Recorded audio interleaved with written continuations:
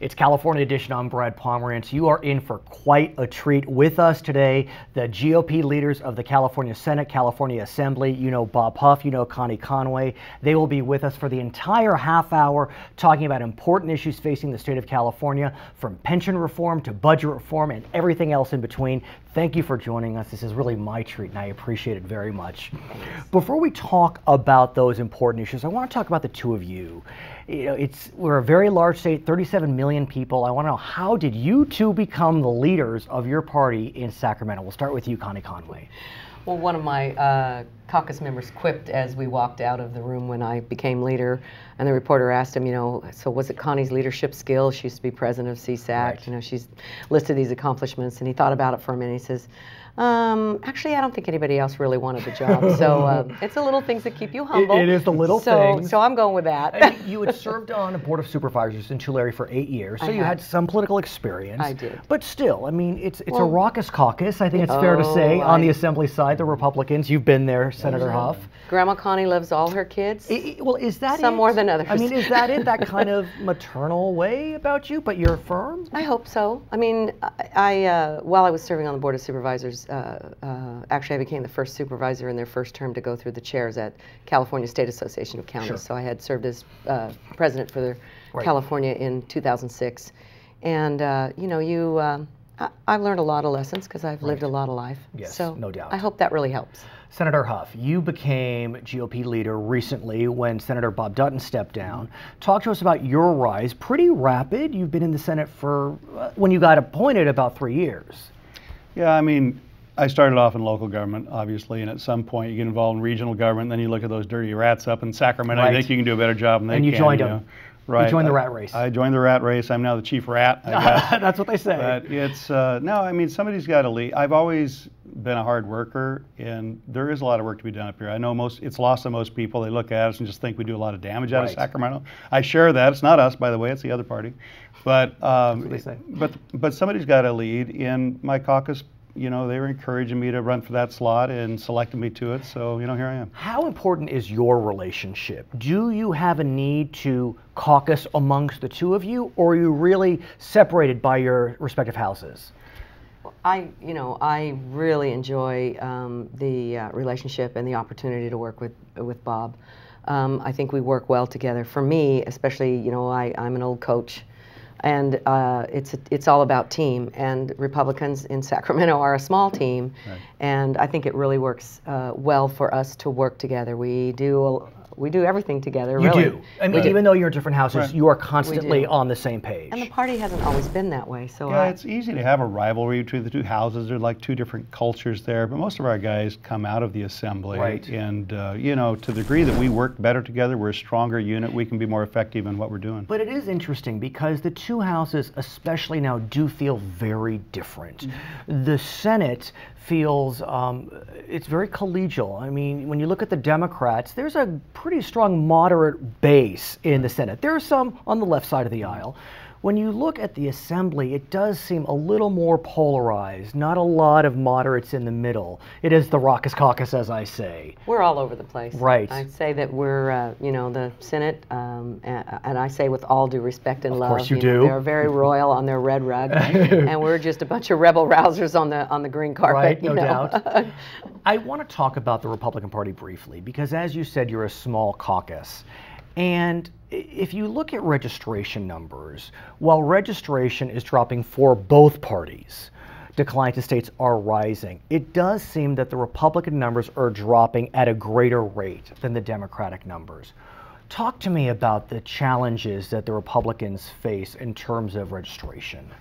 Well, part of the deal is, over the years, Republicans have taken strong positions on things that tend to polarize some segment of the voters. So, you know, when you get beyond that one issue, they resonate with us. So we do have an image problem where they'll be nodding their head, nod their head, nod their head, Republican, you know, and so you lose it. So in many ways, I hate to say it, you know, we talk about branding probably too much, but it's true. In some way you have to change the brand of what a Republican is. We are for small government. We are for creating jobs. We're for creating private sector jobs. Right. That's a big distinction. But when you start figuring out a limited government is more efficient and not as costly as the other one, I mean, that's a message that resonates. And I'm wondering if at some level the California Republican Party is hurt by the National Party. Because when I think about your caucuses, I don't see a lot of socially crusading conservatives. I mean, that's not to say that you may not support those issues, but on the national scene, it seems as if the Republican Party is very focused on those social issues, where in California, I mean, look, we are a moderate state, left, right, moderate state. Are you hurt by the, you know, we're talking about contraception in 2012. Well, you know, for me, someone's perception is their reality. So, naturally, the national perception, you know, of the Republican Party probably adds to it. But I agree with Senator Huff. I mean, I think that, you know, we need to take the opportunity to define ourselves. I think in the past, others have labeled us and said they're this, they're this, they're that, which is why we really believe in, you know, as we travel the state, we are telling our own story. We are letting people know who we are and what we believe in. What about the demography of the state? We know that the state is becoming more diverse. And what we have found, for better or for worse, diverse populations will tend to align with the Democratic Party. So how can you, the Republicans, make inroads with these diverse communities? Because a lot of the issues you mentioned appeal to diverse audiences and majority audiences. Well, a lot of that is messaging. We have to let them understand what our core values are, so we're not defined by the press or others that don't have our best interest in heart. We have to do proactive outreach and inclusion, as Connie likes to say it all the time. Outreach is good, inclusion is better. Inclusion is better. No doubt. And, you know, we have to retool what the face of the Republican Party, and that involves, there's a lot of different spokespeople out there. We have a lot of diversity. In our recent convention, we had different forums, and it's amazing how many local elected officials we have that represent every diversity you can think of in the state. And we need to be moving those along the line up in the state government so they're the more visible ones that are the face of our party. I pull out this article. I'm sure you have read it. It was an editorial by Governor Arnold Schwarzenegger, a Republican. Now, some would say he wasn't the most doctrinaire Republican, but be that as it may. Every now and then we miss him. Yeah, I'm sure you do. He talked about the lack of a big tent in the Republican Party, and he pointed to a couple of former Republican Party members. Nathan Fletcher from your caucus. He left the caucus to run for San Diego mayor, not successful. Anthony Adams, also former, I don't know, you did overlap. Yes. And so what he was saying, his thesis was that we eat our young, that we don't include the moderates in our party. Nathan Fletcher, Anthony Adams, Abel Maldonado, still a Republican, of course, but when he ran for lieutenant governor, a lot of people felt as if he was really the future of the Republican Party, a Latino, a moderate Republican, but not a lot of support from the Republican base and Republican Party apparatus. What do you make of the governor's views on this issue? You know, I think that you mentioned the national perspective, and California is always kind of on its own, out there in the forefront sometimes. And I think that the opportunity is ours. You know, I don't... In so many ways it is. I mean, It is. I'm just a neutral observer, honestly. But I look at the issues, and I do believe that if the Republican Party stuck to this kind of fiscal conservative message and just don't get involved in the social issues, it can work. As I believe that the opportunity is ours, and with the gentleman that you mentioned, it's interesting coming from local government where Right. it's kind of nonpartisan, and you come here to a partisan world, and I don't want to judge whether whatever they did was for politics Right. Mr. or Fletcher, Mr. Adams. yeah, Right. whatever their motivation was. I do know that when you ask Californians, Republicans, Democrats, you know, they prioritize. They have priorities. They understand government. Issue by issue, they tend to be Republican, not on social that's issues, right. but on economic issues. Well, what their priorities are, and they've all prioritized their home budget and their business budget. They don't understand why we can't prioritize with their needs, which is a safe community, a good school for their children, and some kind of infrastructure. When we come back, I want to talk to you about another issue that may seem in the clouds, but it really isn't. It's pensions. And I want you to give us a sense how important pensions are to the health of the state. We're speaking with Bob Huff, Connie Conway, GOP leaders in Sacramento. We'll be right back on California Edition. In what year did the Republican Party last carry at least one House of the California State Legislature? 1980, 1984, 1994, or 2004? In 1994, the GOP carried 41 out of 80 seats in the California State Assembly. Welcome back to California Edition. I'm Brad Pomerance. Our guest today, the entire program, Bob Huff, GOP leader in the California State Senate, Connie Conway, GOP leader in the California State Assembly. And I want to speak about pensions. Before we talk about the issues, could you explain for us why a discussion about pensions is important in the grander scheme of the California budget? We can't afford the pensions we have, in a word. I mean, you've got different studies coming out. On the conservative side, we're $100 billion underfunded over the next 20 years. On the other side, $500 billion. You can't sustain that. We're already dipping into the general fund by about $4 billion. And the longer we don't address that, the more egregious, the more difficult that becomes to fix it, and the more money we're backfilling from general fund. Leader? And what a legacy are we leaving for our children and grandchildren? You know, if I've learned anything in my old age, it's that procrastination never makes it better, and this should have been done yesterday, but now is the time. What's interesting is we do hear Democrats saying that we need pension reform. And let's talk about how that is rolling out. The governor last year, I believe, end of last year, put out a 12-point pension reform plan. And in a stroke of brilliance, and I will say this, and I've said this before, the Republicans triangulated just splendidly on this issue. What your caucuses did is you submitted the governor's 12-point plan. Didn't change a period, a comma, a dot on the I, or the T. Wow, you did it right. How'd that happen? Who thought of it, you or you? We both did. Yeah, of course That's part you of did. our working together. Teamwork. But here's the deal, doesn't get any hearing. It has not gotten a hearing. Talk about buzzkill. Right. But Leader, I do want to talk to you about recent events. In June, we had three major elections that I think really talked to the voters' perception of pensions. We think about Wisconsin, a Democratic state. It's a blue state. They did not recall their governor, and the major issue there was public pensions. In San Diego, a fairly moderate city, by almost 70%, they passed pension reform. In San Jose, I would argue a left of center city, 65% voted in favor of pension reform. The voters seem to want pension reform. 20 pension reform measures have been on the ballot over the last few years in California. 18 have passed, only 2 failed in San Francisco. Part of the reason is those guys, government, the closer you are to the people, the more responsive, the more quickly it acts. But these cities had not moved quickly. So you had San Jose, which, if I recall the number, was like 27% of the general fund is going to the public pensions. San Diego was about 20%. They should have acted a long time ago, but through their credit, they did act now, and it creates that driving force for change that is certainly felt in Sacramento as well. I do want to ask, though, about the whole notion of working for the government. When we think about government service, yes, it is noble, and people who work for the government often feel that that is their calling, for better or for worse. But the bottom line is that part of the reason you go to government is job security and outstanding benefits, outstanding health care, outstanding pensions. Whether that's a good thing or a bad thing, I'm not sure. But you know, salaries seem to be a little lower for the public sector, but you get better benefits. If we start cutting public pensions, are we at risk of losing the best and the brightest to the private sector because it just doesn't pencil out?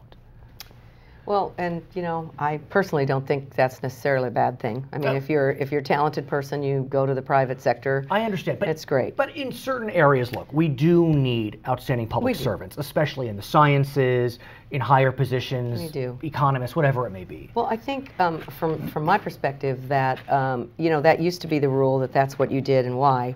I think some would argue with now that, you know, with unemployment at a high and things being at a premium, healthcare and all those, that maybe the government jobs have exceeded that original, in some areas, yes. that original need to do it. And you know, my reality, as I tell people, we've got to talk about this. Everyone needs to come to the table, because I believe that if they have a chance to be part of the dialogue and some concessions on pension reform, and if they don't, it will go to the ballot, and it won't be pretty, and they won't like it. And I do want to talk about that. Governor Brown has said on the record that unions, listen up, because you better hope that we, Democrats and Republicans, can negotiate a pension reform package, because anything that goes on the ballot won't be to your liking. It'll be a lot worse. Do you agree, Senator Huff? Yes, I do, because once you get something put in by initiative, that way, it can only be changed that way. If you do it legislatively, it can be fixed legislatively. But even the little Hoover Commission, supposedly that little independent, nonpartisan watchdog, they had much more stringent fix on pensions that even the governor, the Republicans, proposed. They have said that California's pensions are dangerously underfunded. Dangerously. This is a nonpartisan organization. Right. I mean, it's hard to ignore those words. Okay, so we see these last 3 elections. We see the governor's plan. It's been submitted. Are you talking to your friends on the Democratic side of the aisle? Do they see that the voters have spoken and it's time to buck up on this issue? And again, I'm just seeing what I see, not taking a position. We've done everything but put the pen in their hand and the sheet of paper in front of them. But, to the degree that they're a majority party, they set the agenda, they decide what we hear, what we don't hear, what gets out of committee, what doesn't. We can't get any traction on it. So we think it will happen, but they're not doing that right now. They don't want to go against the public employee unions. If they didn't get the message in the June primary, you don't know what else you can do. Yeah. I mean, I think that people really spoke loudly and clearly, and they better be paying attention. As I understand it, relationships with the governor, be it with Democratic members or Republican members, are pretty good in that he's accessible to you. Arnold Schwarzenegger in your party not as accessible. So even though you are Republican leaders, can you work with Governor Brown? I mean, Bill Clinton did it with Newt Gingrich. I mean, can you call the governor and say, look, Governor, we want to work together on this. You only need to pluck off, 7 Democrats, 3, whatever it may be. You don't need to pluck off that many Democrats. Well, let me speak on that. Last year he was very available in, the GOP 5, the Senate, and I was part of that group. I was the 6th one whose name wasn't identified, but we worked closely with the governor trying to find the reforms. Weren't able to get there. The pension came out of that dialogue, pretty much verbatim what we had agreed on as part of that process. This year he's changed tack. You see him going directly to the voters, whether it's for the tax increase, and he's not dialoguing with us to the degree he was last year. And so he's changed to get his results. He's changed a different method. And I do want to talk about that because, we've been watching politics or involved in politics for years, and it was always the big 5, the governor, and then the leaders of each party in both houses. This year, it's the big 3. It's not even that. I don't think they're meeting together, Brad. They meet separately. So you'll see the governor's meeting with the speaker at his loft for a couple hours, but without the pro tem. So they're playing against each other. I'm not sure if it's the big 3, the big little 2, 3, and the little 1. But here's what it is. Here's the concern of some. Whether you're a Democrat or Republican, I think it's fair to say that we want everyone in the room.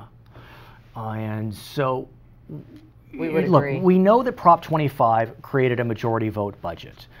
But how do you make yourselves relevant to the process? It's pivotal for this state that all voices be heard. What can you do? I mean, bang on John Perez's door, you have a good relationship with Darrell Steinberg. I mean, what do you do? Yeah, I have. And I've he asked me a couple weeks ago, did I want to be involved in this? I said, yes, I do. No other word. I go back last week, say, hey, we're still here. We'd like to be engaged in this. My door's open. I'm around. Give me a call, whatever. Nothing. We hear they've got a deal. I say, you want to talk about it? Yeah, come on. And I get, instructed about what they've come up with.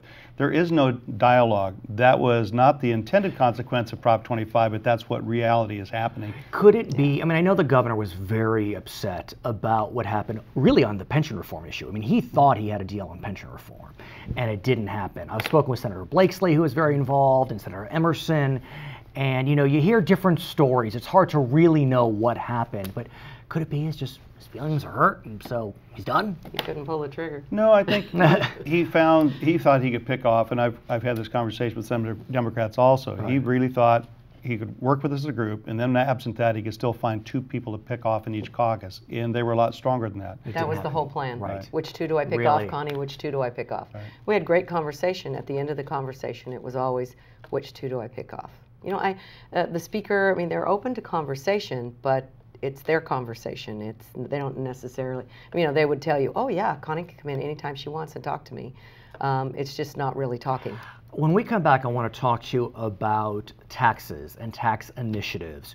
We had an initiative on the ballot in June dealing with taxes. I want to talk about that. And then the November initiatives. And then just generally, I want to talk about budget reform and reform in Sacramento. We are speaking with Connie Conway and Bob Huff. I'm Brad Pomerance. We'll be right back on California Edition.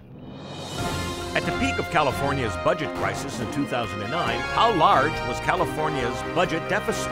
$25 billion, $42 billion, $45 billion, or $52 billion? At the peak of California's budget crisis in 2009, California's budget deficit hit $42 billion. California Edition. I'm Brad Pomerance. Our guest today, Bob Huff, Connie Conway, both leaders of their houses from the Republican Party. I thank you for joining us during our program. I want to speak about taxes and tax initiatives. As you know, the state has not passed a statewide tax initiative since 2004. If there was ever an initiative I thought that would pass, it would increase taxes, it would be on cigarettes. And in fact, heading into the June primary, it was polling at 62%. As we speak today, it appears that the cigarette tax initiative will go down to defeat by about 2 points. What do you make of that, Connie Conway? You know, I think the voters have spoken loud and clear about taxes. I think it's a harbinger of, you know, the November tax that the governor would like people to vote for, which is consistently sinking in the polls. And let's talk about that, Senator Huff. We do know that the governor's proposed an initiative which would increase sales tax by 1/4 cent for 4 years, increase taxes on the wealthy for 7 years. As Connie Conway said, the polling does see it dropping. It's still above 50% as we speak today, but it's coming up against another initiative which would increase taxes on everyone. What do you make of this initiative, of the whole, you know, mood in California? Well, the voters are cranky. They don't think taxes is the solution. In fact, it ought to be polling over 60%. 60% at a minimum, 2/3 if they really want to see this thing pass. I don't think it's going to pass. As you said, the last 8 that have gone before the voters have crashed and burned, including the cigarette tax. But here's the challenge. If I speak with your friends on the Democratic side of the aisle, they will say that we have cut to the bone and there just isn't anywhere else that we can cut. The governor has said is if this initiative fails, there will be trigger cuts of $8 billion, $5 billion, whatever the number may be, and most of that goes right to education. I mean, it is a scary proposition. School year being cut by 3 weeks. Cal State saying they will cut their admission, possibly close campuses. Are these boogeymen? Well, we believe that puts an added pressure on the voter to support it because schools are very important to folks, and I think it was purposefully done. Look, I think here's a real big problem. We could spend an hour talking about they haven't really cut, the budget is bigger than last year's, we could go through all those facts and figures. But the reality of it is the voting public does not trust anything that comes out of Sacramento. So they have a credibility problem because they make promises, they aren't kept, and I don't think anyone really believes that they've cut anything to the bone. Can I add something to that? Please. Because what's lost in this discussion is we have $5 billion more revenue than last year. We got more revenue without the tax extensions last year than was anticipated. More importantly, we've grown government overall spending $30 billion since the beginning of the recession, and yet they say there's no place to cut. Please, they haven't cut. They've delayed by borrowing all these special funds to prop up what they're already spending. But if we focus on education, and maybe I shouldn't do that, but I will, we know that we have cut about $1 billion. You know, I think even last year, the UC system and the CSU system each lost $750 million. Okay, but that's a good distinction. They cut higher ed. What did higher ed do? They raised fees. So the cost of government didn't go down. The state's share of it went down because we use that money to backfill other things like our social programs. We're running 33% of the nation's welfare patients, welfare recipients, with 12% of the population. It's unsustainable, and that's part of the problem we face. But what do we do on the education issue? Because look, we are the golden state. You know, the UC tuition is now over $12,000. CSU tuition over $6,000. For some families, it's very difficult. Education is a high priority for us because it's a high priority for the people we represent. We presented our budget pathway with ways to not decimate education and get through this budget. We must have had some good ideas. They used a couple of them, but not for education, for their other pet projects. I believe, and I think most Californians believe, that there are efficiencies that can be made in Sacramento. Definitely. What's frustrating for me as an observer is that I keep hearing about these efficiencies, but I don't see programs put in place to create the efficiencies. The reality is it's going to take time to create those efficiencies. It's not like you can say we have $10 billion of efficiencies, we're just going to do it today. When can we at least start on the to cut bureaucracy, whatever it is in terms of efficiency. You have to have a legislature that is motivated to do that. You do not now. You have a group of people that want to protect the status quo and fund the status quo. It's not about efficiencies. It's not about having government deliver their product in a cheaper way or a more efficient way. They want to protect the public employees because that's who they perceive as their constituency. I'm going to give you the governor's cell phone number. So I would love you that. can explain that to him. Here's the thing. I believe you that there are plenty of individuals that want to protect the status quo. But I do look at the various caucuses, especially in the Senate. There are, maybe I'm Pollyanna, but there are moderates in the Democratic caucus. I do believe that. In the Assembly, I don't know as much. And what a moderate Democrat in the legislature means, you take half an hour to go to yes as opposed to an immediate yes. When you're talking about taxes or things that Republicans wouldn't support. But you can get to that yes. So if you can get to the point is, as a moderate, they're not holding any line. It just takes them longer to get to where the Speaker or the pro tem wants them. So you really believe that we live this stuff. Yeah, I mean, they're only moderate till they get tapped on the shoulder and told, you're voting for this. But what about God love them? The flip side. Now here's the flip side. What they would say, I'm sure you've heard it, is while we have our public unions tapping us on the shoulder, the Republicans have Grover Norquist tapping on their shoulder. And Grover Norquist makes every Republican sign a no new tax pledge. Now, no one likes new taxes. We all know that. It doesn't matter if you're a Democrat, Republican, whatever it is. But that can really hamstring. We spoke last month about some assembly candidates on the Republican side refusing to sign this no new tax pledge. I mean, are you being hampered by your equivalent of the public unions, the Grover Norquist pledges? You know, I will tell you, I have never met Mr. Norquist, but I'm aware of what he does. We have independent thinkers in the Republican side. The others tend to be more organized and work in a group. We have many independent voices. And I think the problem is when these issues come up, every time we have stepped out and tried to do something for the greater good, there's a huge punishment, not from Grover Norquist, from the Democrats that are encouraging us to be creative thinkers. Well, tell us, what do they do? Well, give you bad offices? Well, no, it's not that. I mean, Republicans that did cross that line were thrown out of office. They were beat up by the Democrats that they were supposedly helping. But were they beat up? They were punished, but yes. Were they also beat up by the I mean, I think about Anthony Adams, for example. I mean, he just got fricasseed. Abel Maldonado, fricasseed. Okay, you're making a point of mine, which is people don't sign Grover Norquist's pledge because Grover Norquist asked them to do it. They sign it because it reflects their district that's going to elect them. And anytime you get out of parameters with your district, you're going to get unelected. That's reality. Yeah. If there's one issue that you would like to see resolved in 2012, bipartisan resolution, what would that issue be? One issue. One. I mean, is it pensions? I mean, is it pensions? I keep thinking it'd be in the top three. I keep thinking pensions will happen. You know what? I think the most important thing actually is a cap in spending. If you cap the spending, you force prioritization. What does that mean? That means that, say you can only grow the government by population growth and inflation. Let's say that's the metric. There's different ways to get there. ACA 4 is something we supposedly put on the ballot, but the Democrats have figured they can kick it off and never take an election. One of the promises that we're But if you cap how much they can grow government, they will prioritize within that. Do you think there could be bipartisan agreement on that issue? We had bipartisan agreement to put it on the ballot, and then the Democrats unilaterally changed it because they could do so on a majority vote. That was a part of the 2009 budget deal.